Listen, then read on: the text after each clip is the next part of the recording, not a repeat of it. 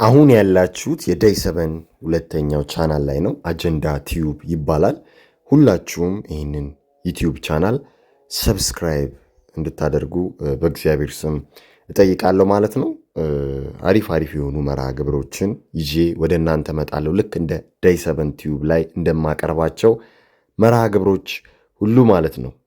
እንግዲህ እዚህ ጋር ወደ ውቢቷ ባህር ዳር ጉዞ የጀመርኩበት ነው። ከዛ ባህር ዳር ደርሼ ነው እዚህ ጋር ደግሞ የምታዩት በጣም ውብና የምታምር ማራኪ የሆነች ከተማ ነች። ባህር ዳር በጣና ሐይቅ የተከበበች ወይንም በገነት ወንዝ የተከበበች ከተማ ነች።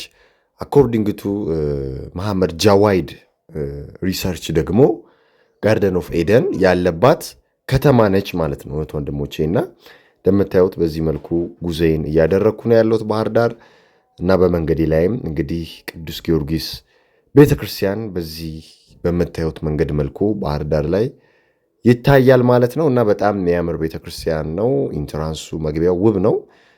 እና ጊዮርጊስ ቤተክርስቲያንን በመንገዴ ላይ ተሳልሜ ነበር። ይህንን የባህር ዳር ፈለገ ገነት ቅዱስ ጊዮርጊስ ካቴድራል ማለት ነው። እና እንደምታዩት ከተማው ግሪን ነው። በጣም የሚያምር አረንጓዴ ስፍራና አካባቢ ነው ማለት ነው። እንደ ስሟ ባህር ዳር ነች ባህር ዳር። ከዛ በኋላ እንግዲህ እዚህ ጋር እንደምታዩት ጋርደን ኦፍ ኤደን ፊት ለፊቴ ይታያል። እንደ መሐመድ ጃዋይድ ጥናት ከሆነ ማለት ነው። እንደምታዩት እዚህ አካባቢ ነው ጋርደን ኦፍ ኤደን የሚገኘው ብሎ ከፍተኛ ጥናት ያደረገበትን አንድ ጥናት ለቆ ነበር ማለት ነው። እንደምታዩትና እዚህ አካባቢ ነው እንግዲህ እዛ ፊት ለፊት የምታዩት ደብረ ማርያም ገዳም አካባቢ ነው እንግዲህ ጋርደን ኦፍ ኤደን ይገኛል የሚለው ማለት ነው መሐመድ ጃዋይድ። እና እኛም ቀጥታ ወደዛ ቦታ ሄደናል፣ ማሳያችሁ ይሆናል። እና እዚህ አካባቢ እንዲሁም ጢስ አባይ አካባቢ ነው እንግዲህ ዋካንዳ የተሰኘ ሲቲ ዘመናዊ ሲቲ እንገነባለን ብለው የነበሩት ማለት ነው። ምክንያቱም እዚህ አካባቢ ያለውን ስፒሪቹዋል ፓወር ያውቁታል። እዚህ አካባቢ የሚያገኙትን ትሬዠርስ ሀብት ያውቁታል። እዚህ አካባቢ ያለውን ብዙ ማዕድን ያውቁታል፣ ሚኒራልስ ያውቁታል ማለት ነው። ስለዚህ በዛ ስበብ ብዙ ነገር ለማድረግ አቅደውና አስበው ነበር። ለመትረፍ የሚያስቡበት ቦታ ነው ጋርደን ኦፍ ኤደን ከመሆኑ አንጻር ማለት ነው። እና እዚህ አካባቢ ነች ጋርደን ኦፍ ኤደን። ከላይቱን ከስርቱን እንግዲህ የገለጸው ነገር የለም፣ ግን እንደተሰወረች ነው ብዙዎች የሚናገሩት ማለት ነው። ግን ቦታው ይሄ ነው፣ አዳምና ሔዋን መጀመሪያ የነበሩበት ቦታ፣ ይሄውን በጣት የማሳያችሁ ቦታ ማለት ነው። እና በጣም የሚያምር ቦታ ነው። እስቲ ወደዛ ወደ ጀልባ እንጓዝ ማለት ነው። በምታዩት መንገድ መልኩ እንግዲህ ውሃው በጣም የሚያምር ማራኪ፣ ምንም ኢፌክት ወይም ፍሊተር አልጨመርኩበትም። ራሱ ኔቸሩን ነው የምታዩት፣ ኦሪጂናሉን ነው የምታዩት፣ የቪዲዮ ከለር ማለት ነው። የሚጠጣ ውሃ ነው፣ ጸበል ነው እንደምታዩት ማለት ነው። እና በጣም የሚያማምሩ ደሴቶች አሉ ጣና ላይ። የወንዶች ገዳም አለ፣ የሴቶች ገዳም አለ፣ እንዲሁም እነ ዳጋ እስጢፋኖስም አሉ። በጣም በጣም ውብ የሆኑ ደሴቶች ማለት ነው። እና ለጊዜው እዚህ ቦታ ነው የሄድኩት። ሪሰርች ማድረግ የፈለግኩትም እዚህ ቦታ ስለሆነ ከመሐመድ ጃዋይድ በመነሳት እንዲሁም ድሮ አባቶቻችን ከሚሉት በመነሳትም ጭምር አሁን ላይ ደግሞ መሐመድ ጃዋይድ ካለው በመነሳት ማለት ነው። እና እንደምታዩት ያ ክብርሃን ገብርኤል ይባላል፣ የወንዶች ገዳም ነው። እንደምታዩት በጣም ነው የሚያምረው። እና እንደምታዩት አሁን እንግዲህ ወደ ደብረ ማርያም ገዳም ተዳርሰናል ማለት ነው። በጣም ቅርብ ነች ደብረ ማርያም ገዳም ከሌሎቹ አንጻር። እንግዲህ ከጣና ቂርቆስ ቀጥሎ ሁለተኛዋ ብዙ ዓመት ያስቆጠረች ከ900 ዓመት በላይ ያስቆጠረች ገዳም ነች ማለት ነው። እና በውስጧ ብዙ ቅርሶች፣ ብዙ ሀብቶች፣ ብዙ ማንነቶች፣ ብዙ መንፈሳዊ ነገሮችን የያዘች ነች። በኋላ ላይ እናየዋለን ሙዚየሟንም ጭምር ማለት ነው፣ በውስጡ የሚገኘውን ሙዚየም። እና እንደምታዩት ብዙም ስምጥ አይደለም። በእርግጥ የጣና ሐይቅ እስከ 15 ሜትር ምናልባት ከፍተኛው ከዛ በላይም ሊሆን ይችላል። ግን ከዛ መሬት ስር አንደር ወርልድ ሊኖር እንደሚችል እንዲሁም እዚህ አካባቢ ከፍታ ላይ ብዙ ሚስጥራት ሊኖሩ እንደሚችሉ እዚሁ ለአንዱ ላይም ነው የሚነገረው ማለት ነው። ወደ ዳጋ እስጢፋኖስ አካባቢ ደግሞ የገነት ንፋስ እንደሚነፍስ አባቶች ይናገራሉ ማለት ነው። እንግዲህ እኛ የምንሄድባት ቤተክርስቲያን እዚህ ጋር እንደምታዩት ደብረ ማርያም ገዳም የምትባለው ነች። ቦታው በዚህ መልኩ በአባይ ወንዝና በጣና ሐይቅ የተከበበ ነው። እቺ ደብረ ማርያም ገዳም ከሌሎች ለየት የሚያደርጋት ለዛም ነው ማለት ነውና እና በመንገዳችን ላይ ደግሞ ጨረጨራ ግድብን ማየት ችለናል። እንግዲህ የጣናን ሙላት እና ማነስ የሚወስነው ግድብ ነው። ወደ ግብፅም ወደ ሱዳን የሚሄደውን ውሃ የሚወስነው ግድብ ነው። አንዳንዴ ይዘጉታል፣ አንዳንዴ ይለቁታል። ብዙ ጊዜ ግን ይለቁታል። ይሄ የማይለቀቅ ቢሆን ኖሮ በጣም የጣና ሐይቅ ከዚህ በላይ ሞልቶ ስፋቱን እየጨመረ ይሄድ ነበር ማለት ነውና ይሄ የምታዩት ጨረጨራ ግድብ በመባል ይታወቃል ማለት ነው። እና ይሄ ግድብ በጣም ወሳኝነት ያለው ግድብ ነው ለባህር ዳርና ለሕዝቦቿ እንዲሁም ለጣና ሐይቅም ጭምር ማለት ነው። እዚህ ጋር ደግሞ በመንገዳችን ላይ እንግዲህ ጨፌ ቆርጠው እየመጡ ነው። አይውላችሁ በዚህ ነው የሚዋኙት እንግዲህ የሚዘፍቁት። የሚገርም ነው። አሁን ወደ ደብረ ማርያም ገዳም እየሄድን ነው። ቅድም ያየነው እንግዲህ ግድቡን ነው። አሁን ቀጥታ ከ900 ዓመት በላይ ወደ አስቆጠረችው ገዳም እንሄዳለን። ዓለማውያን የሚኖሩባት ገዳም ነች። አሁን የምንሄድባት ገዳም ጋርደን ኦፍ ኤደን በጠቅላላ እዚህ አካባቢ ነው ያለው ነው ያለው መሐመድ ጃዋይድ። እዚህ ጋር ደግሞ እንደምታዩት በመንገዳችን ላይ ሲዋኙ ነበሩ እዚህ ጋር የነበሩት ልጆች ማለት ነው፣ ወጣቶች። ደብረ ማርያም ገዳም ደርሰናል። በመጨረሻም ምን ያህል ውብና ማራኪ የቆየች ገዳም እንደሆነች ተመልከቱ። ገዳሟ እንዴት እንደምታምር፣ ቤተክርስቲያኗ እንዴት እንደምታምር ማለት ነው። እዚህ ጋር ደግሞ የሰው ነገር የተባለች እጽዋት አይቼ ነበር። በጣም የምታስገርም እጽዋት ነች። ያው ስሟ የሰው ነገር የተባለው ስትነካ ራሷን ኩምሽሽ ታደርጋለች ወይንም አትንኩኝ ትላለች ማለት ነው። እንደምታዩት በምትነካ ሰዓት ራሷን ትሰበስባለች እና ከዚህ በላይ አታድግም ነው የተባለው። እዚህ አካባቢ ብቻ ነው እንደምትገኝም የተነገረኝ። ሌላ ቦታ ተወስዳ ብትተከል ራሱ አታድግም። እንደምታዩት ስትነካ ኩምሽሽ ጭምድድ ትላለች። ሉክ በጣም የሚገርም ነው እና ቦታው ለዚህ ነው ለየት ይላል ያልኳችሁ። ቦታው ለየት የሚያደርገው ነገር አንዱ እንዲህ ያሉ እጽዋቶች መብቀሉ ነው ማለት ነው።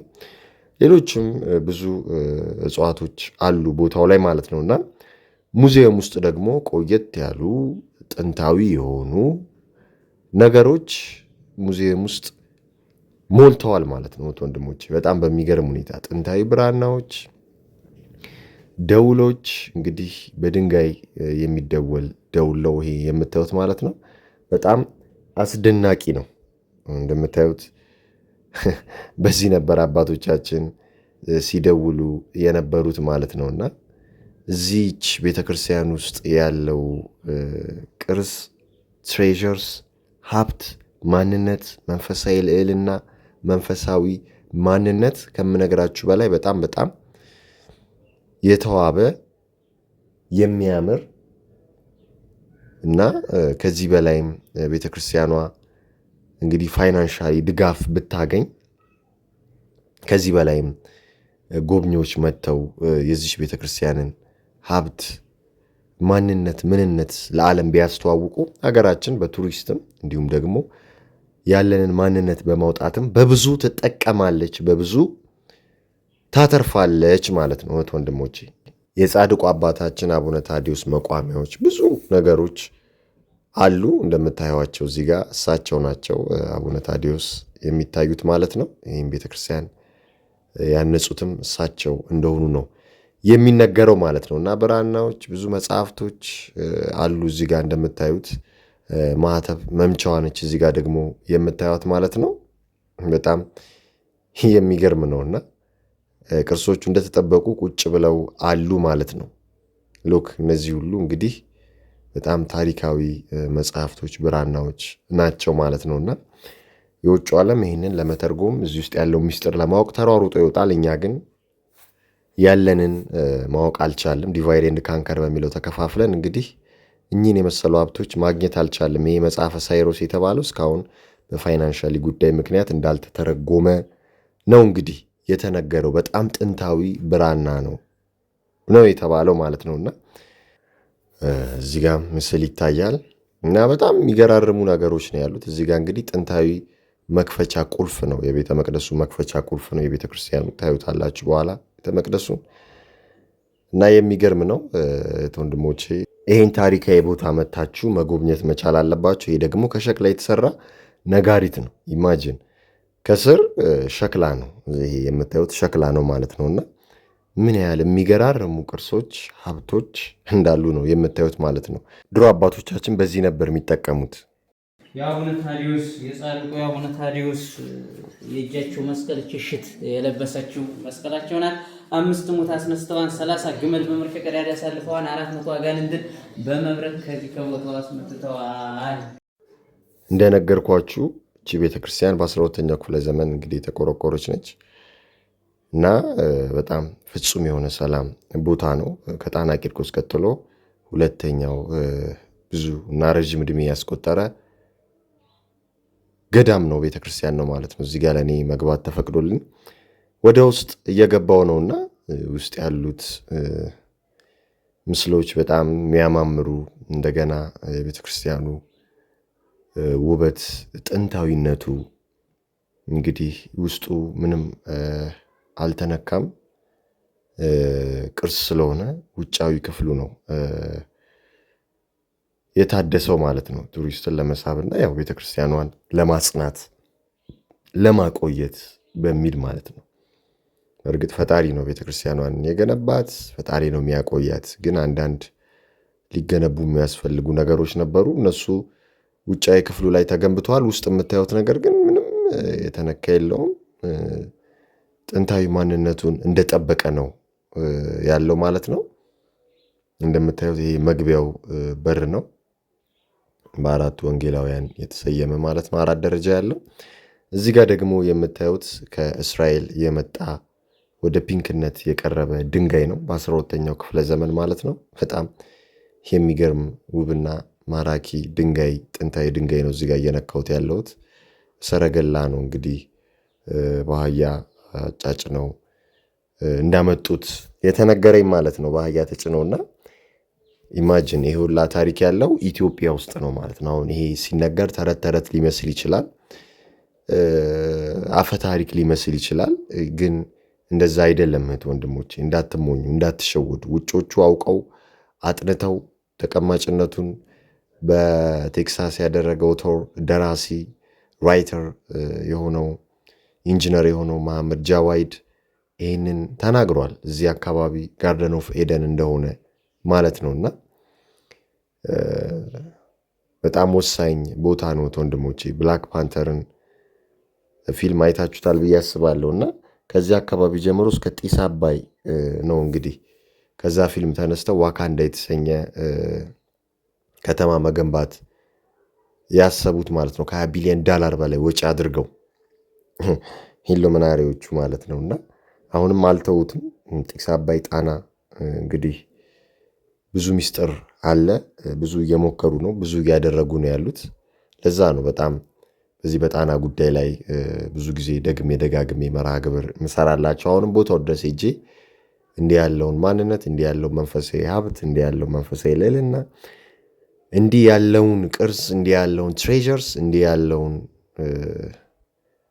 ኢትዮጵያዊነት፣ ጥንታዊነት፣ ማንነታችንን ማሳየት የፈለግኩት ማለት ነውና ቦታውን እየሄዳችሁ ብትጎበኙ ለቦታው ትልቅ ጠቀሜታ አለው። የደብሩን ኃላፊ የደብረ ማርያም ገዳም ደብር ኃላፊ የሆኑትን አባታችንን አግኝቼ ነበረ፣ አውርቻቸዋለሁ በዴይ 7 ቲዩብ ላይ እንዳያችሁት ማለት ነው። እና ፋይናንሻሊ ገዳሙ ገንዘብ እንደሚያስፈልገው ነግረውኛል። የደብረ ማርያም ገዳም በዚህ አካውንት ቁጥር ደብረ ማርያም ገዳምን ማገዝ የምትፈልጉት ወንድሞች ባላችሁ አቅም በሀገር ውስጥም በውጭም ያላችሁ በዚህ አካውንት ቁጥር በደብረ ማርያም ገዳም አካውንት ቁጥር ማስገባት ትችላላችሁ ለማለት ነው።